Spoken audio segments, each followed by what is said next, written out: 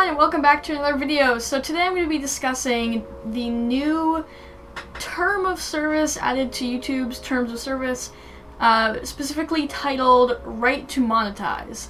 So I know that a lot of us don't bother reading the terms of service of any kind of platform that we use, and usually you just kind of scroll to the bottom, hit agree. But this is particularly important, I think, for small creators because, as it states, you grant to YouTube the right to monetize your content on the service, and such monetization may include displaying ads on or within content or charging users a fee for access. This agreement does not entitle you to any payments. Starting November 18th, 2020, any payments you may be entitled to receive from YouTube under any other agreement between you and YouTube, including for example payment under the YouTube Partner Program, channel membership, or Super Chat, will be treated as royalties. If required by law, Google will withhold taxes on such payments. So, that's pretty wordy, and that probably went right over your head, and I know for me, that went right over my head as well. It's a lot of really wordy legal stuff. So, basically, I have a YouTube help forum open here, which, by the way, unfortunately, I haven't noticed any YouTube staff answering any questions on this platform, which is particularly annoying for me because I got a false copyright claim. A company claimed I used their song when I didn't.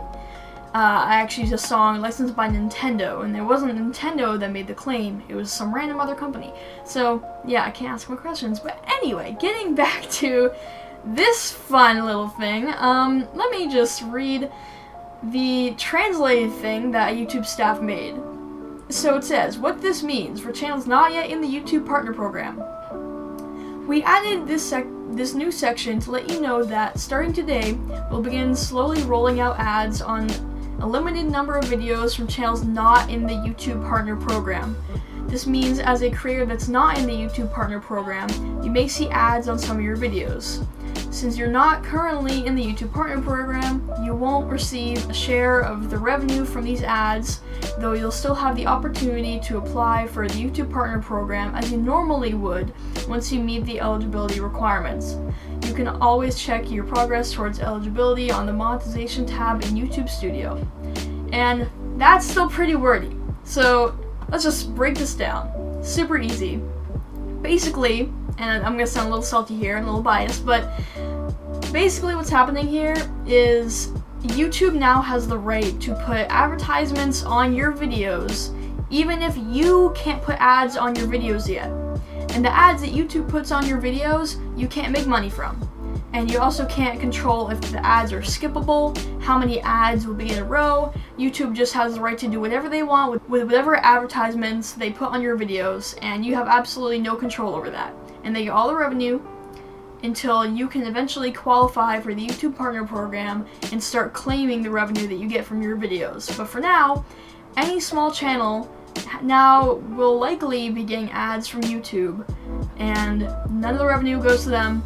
They can't control the ads. So yeah, pretty much, in my personal opinion, this really sucks. This feels like quite the jab towards small creators, because as is, I think a lot of people already know that small creators are underrated, not treated very nicely by YouTube for several reasons, such as this now, but also, like, we don't get as many rights. Like, a big creator might steal, a video from a small creator or an idea from a small creator, and nothing will be done about it because it's a small creator. YouTube doesn't really care that much. In addition to that, we have, let's see,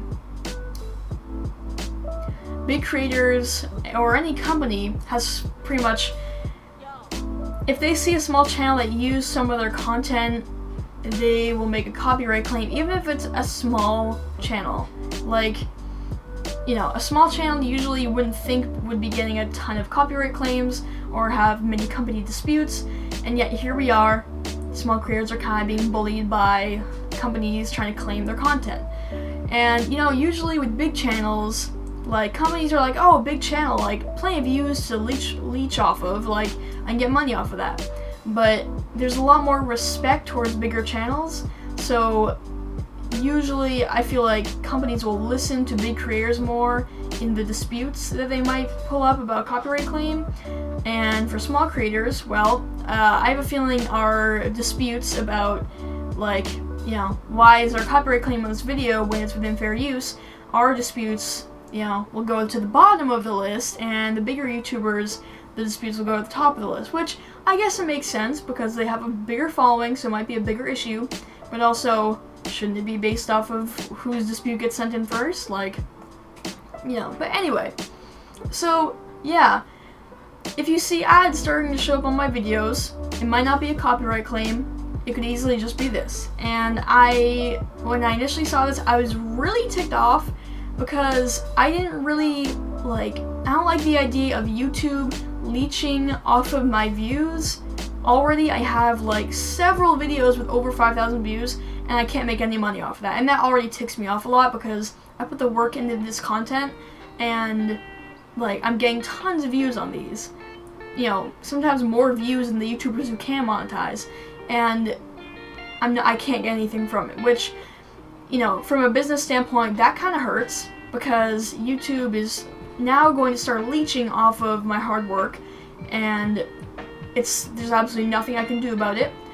And in addition, you guys have to see these ads, and I you know, it's annoying when an ad isn't skippable. Like, I am also a viewer and a creator, and when I go and watch a video and there are 2 ads in a row, neither of which are skippable, I debate whether or not I just want to watch the video at all, because it's like, there's definitely another video out here from with the exact same content that would be equally as good without having this like cash grab, like 2 ads in a row, neither of which are skippable. So I decided to ask you guys what you thought about this thing, and a lot of you didn't really understand like what exactly this thing meant. I gave the kind of description from the forum on what exactly this thing means, but I think for a lot of people who are just rushing to fill out the form, they just didn't really understand exactly what, you know, those long descriptions meant. So I am here to kind of look into this. So let's see what you guys think about this. So the first question was, if an ad shows up on a video, does that annoy you? And 85.2% of you said that it does annoy you, which rightfully so. I agree. And the 14.8% said that doesn't annoy you, which that's alright too. So, and then the next question was, if an ad has the skip option, do you choose to skip the ad? So 77.8% of you said yes, and then no one said they wouldn't skip the ad, but some people also said it kind of depends on what kind of ad it is. One person said that if, you know, if it's like a movie trailer, you'll watch it just because you're curious, or if it's like eye-catching and you want to like support the channel, you'll keep on watching it, and, you know, let them play to support the creator. If you're on mobile, I will click the information sign, click don't show me this ad, then click cancel, and it'll be faster than 5 seconds. So yeah, it looks pretty split between people kind of wanting to support the creator and also just skipping the ad because it's annoying. And then the next question was, if a video has an ad, you click off the video because you don't want to watch the ad to get to the actual content. And this was a kind of weirder question I put in because I was kind of curious to see if you guys actually would click off a video because it has an advertisement on it. But 77.8% of you said no, I would not click off the video, but 22.2% said that you would. So that was an interesting little statistic. So we have 27 responses of what people feel about this.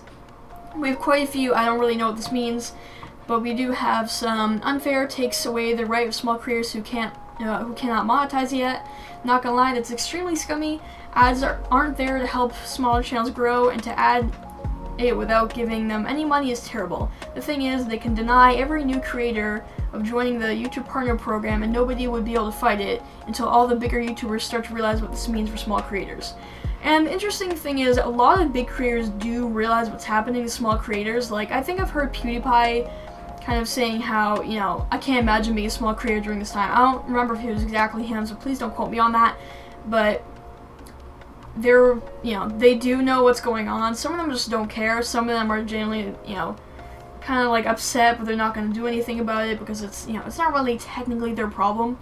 And then some of them are like, you know, I haven't really seen any big YouTubers so far that are intent upon helping small creators a lot with the YouTube stuff, like legal stuff. But, you know, we've seen all those videos where they're like giving $1,000 to small streamers or small YouTube streamers. So that's kind of nice. And another person said, in short, it's a cash grab for YouTube and bad for smaller creators that are not yet part of the YouTube Partner Program. And one person says, I think this just clarifies a policy that YouTube already had. In an ideal world, I'd like to see all creators paid out for their videos, but I don't think this policy actually harms them any more than was already happening. That's fair. I mean, yeah. I didn't realize it was already happening though. I didn't know about that. But just copyright claim ads. One person said, it's easy to go from bad cop to good cop, but very hard to go from good cop to bad cop. Think of the riots when a purely FTP game gets microtransactions. Microtransactions are a bad cop move, one that helps the devs get money but annoys the player base. On the flip side, going from a paid-only game to FTP is a good cop move, one that hurts the devs but makes the player base happy. YouTube played good cop for a long time. This new policy is definitely within their rights as a company, but it's also a very much a bad cop move. This is stacked on top of the repeated bad cop moves they've been making for a while now. Clearly, they aren't too worried about people moving on to another platform. The major content creators on YouTube are enriched with massive followings that probably won't follow them to a different host site. Yeah, so about this last part, definitely what I found from going to Twitch, and you know, it's generally like the rule of traffic, as we call it. Pretty much any given amount of subscribers that you have, only a fraction of them will actually do what you want them to do. So like, you know, only a fraction of them will be interested in buying merch, or like supporting you on Patreon, or checking out your Instagram, or joining your Discord server, because it's kind of like when you throw paint at a wall with some holes in it, like only a few bits of paint will get through those holes. That's kind of a weird analogy, but oh, and we got another one here, someone being kind of upset. In my opinion, that's BS, that they can monetize videos but not give the creators a dime for their work if they don't meet a bunch of requirements. Some people saying nothing else to say, don't know what it means, which is why I'm making this video. Looks kind of biased, not gonna lie, but also very fishy because it just doesn't seem right for Google to withhold taxes from payments. It is terrible. I don't want to pay. Oh, someone thinks you have to pay for this. I don't think you do. I feel like it should be the content creator's choice, and the channel owner should be able to choose whether to put in certain ads or not. That's my problem too. Like, what if you guys get an advertisement that's like inappropriate or not from something that you're actually interested in, and it's just kind of like an extra thing on top of everything else that you have to get through to get to the video, which is also why I'm going to start not doing my intros as long, because I kind of do a double intro. I have my, you know, my logo intro, and then I have my like saying, hello everyone, today we're doing blah blah blah. So I'm going to try to like, and then I recently added the only a percent of you are actually subscribed, so I'm going to try to like consolidate so you guys don't have to get through so much gunk just to get to the video. And especially with these ads coming up, that's going to be especially important because viewer retention, you guys are going to get, you know, a short attention span on that, and I totally would understand that. I'm the exact same way. So I'm going to try to be a little better about that. And this person is saying, assuming I know what you mean, my interpretation being that you'll stick ads on videos but the creator won't get any revenue off of it, and that's pretty dumb. If someone doesn't want ads in their content and is willing to sacrifice the ability to make money off their content for that, then they should not have ads forced into their videos, especially essentially you were just throwing ads onto people's content for solely your own gain. Yeah, this is for YouTube's gain. They're not really considering the creators in this one, which is a big problem I have with it. You guys might have seen me get really fired up about this in my Discord server and other Discord servers, and honestly, like, deep down, I'm pretty ticked off. I feel like as a small creator, my rights are slowly being stripped away, and, you know, where I'm at, like, you know, pretty close to 1,000 subscribers. Like, it's just within reach, but still far away. Like, you know, I'll be at probably 1,000 mid-next year, and, you know, I won't have to necessarily have to face this problem because I might be able to monetize if I can get more watch time, but I have so many short videos that I just don't have the watch time for it yet. So even if I did get 1,000 subscribers, I couldn't monetize immediately, which is frustrating, but I guess that's the price of trying to not drag out my videos and just making them to the point, and good, and short and sweet. And this one was asking, are you a content creator on YouTube? And yeah, pretty much same questions, same answers from the previous page. I feel good, there's no problem, I still don't know what it means. I just answer that. It's going to harm small content creators who put a lot of time and effort into their videos only for YouTube to profit off of them. These ads can harm views, which can be difficult to come by for many channels. This change to the terms of service shows nothing but a shameless cash grab. Preach it, I totally agree with that. And you know, this was going to be my rant video, but I was trying to keep it kind of informational, but at this point it's just, I could switch to a different platform, but as a small creator, like, I'm not going to get a good following if I switch to a different platform. I've already been on YouTube for 4 years. I don't have the kind of following that would allow me just to pick up and leave. And where I quit Hordes earlier this year, that was like pretty much a pretty big source of like view revenue for me, and I picked up and left because I just couldn't mentally handle that community anymore. So I can't pick up and leave. That just, the reality is I can't do that. And the same pretty much applies for any other small content creator, because we already have a small following.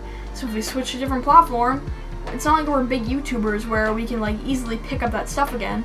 It's gonna be like starting from like square one, with maybe starting with 10 subscribers. And honestly, I'm not down to do that. So I guess I'm just forced to stay here and suck it up, which really sucks. Like, I was just kind of looking up articles about this because I was trying to see other people's opinions right when it came out. And I think a popular theme is YouTubers should be able to unionize. And I know that a lot of people in my community are pretty young, so that might not be a very familiar term, but basically that means that YouTubers could get together and form a kind of like company almost. So there would be so there would be kind of like a YouTubers union led by some people. There would be terms to join the union, so it's kind of like a partnership. So you join, and there's a certain set of requirements, and you're required to follow a certain set of rules, but basically the union looks out for you, so they keep an eye out for your rights. And if you guys still have questions about that, please feel free to leave comments. I can look up some articles to get more like information on this, but yeah, so that's my cup of tea here. So yeah, hopefully you guys enjoyed this video. Hopefully it clarified some of the stuff. Again, if you still have questions, you can comment them, and please like the video so we can get this video promoted so more people can know what exactly this means. And yeah, thank you guys for watching. Again, thank you for sticking with me through school and through COVID. I know it's been really hard, and thank you for still choosing to watch my videos. Thank you guys for being here for me. I'll be here for you, so leave comments. Feel free to do that. I'll see y'all later. Bye!